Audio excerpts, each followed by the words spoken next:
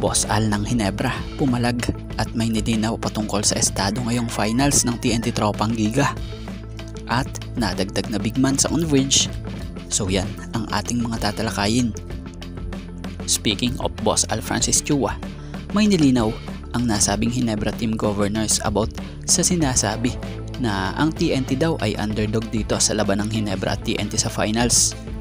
So taliwas nga yan ang nasabing sagot dito ni Boss Al na kung sa isang interview rito sinambit nito na hindi underdog ang TNT para sa kanya. Pinunto nga ni Boss Al na sa kabilang araw po ng pagkawala ni Jason Castro sa TNT hindi ibig sabihin noon magiging underdog na ang TNT dahil ang TNT ay binubuo nga ng mga experienced player. Actually nga raw mas veterano nga raw yung mga nasa TNT, yung nasa Ginebra kasi puro bata. Tapos yung Jamie Malonzo still at 70%. Eto pa Tapos yung grade daw limitado pa ang minuto. Dahil sa hindi pa rin nga raw po masyado ito. Kung malaking nga lang daw ang lamang, tsaka lang ito pinapasok para lang makakuha ng rhythm. Ang sabi nga raw ng doktor sa kanya 3 minutes lang. Pero let's see nga raw kung ano mangyayari. So hindi totoo yung sinasabi pala ng iba na malalim daw yung bench player ng Ginebra. Dahil kung titingnan mo naman, di pa 100% talaga yung ilang players dito, kabilang na dyan yung Rosario. At Jackson Corpus is back.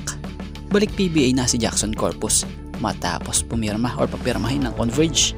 Ito nga'y kinumpirma nila sa kanilang Facebook page na kung sa ayon sa post nila, Reddit po, Jackson Corpus has joined the team. #Purple Nation, let's welcome the new member of the #Converge Fiberxers.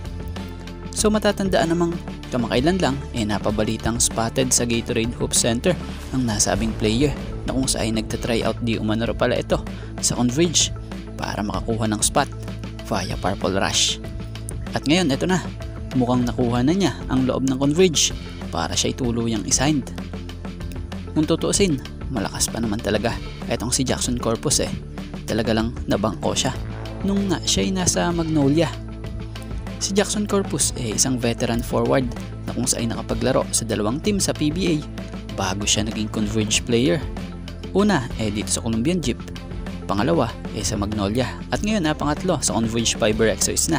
So ito nga pong si Jackson Corpus may taas na 6'4" at may edad ngayon na 36-year-old.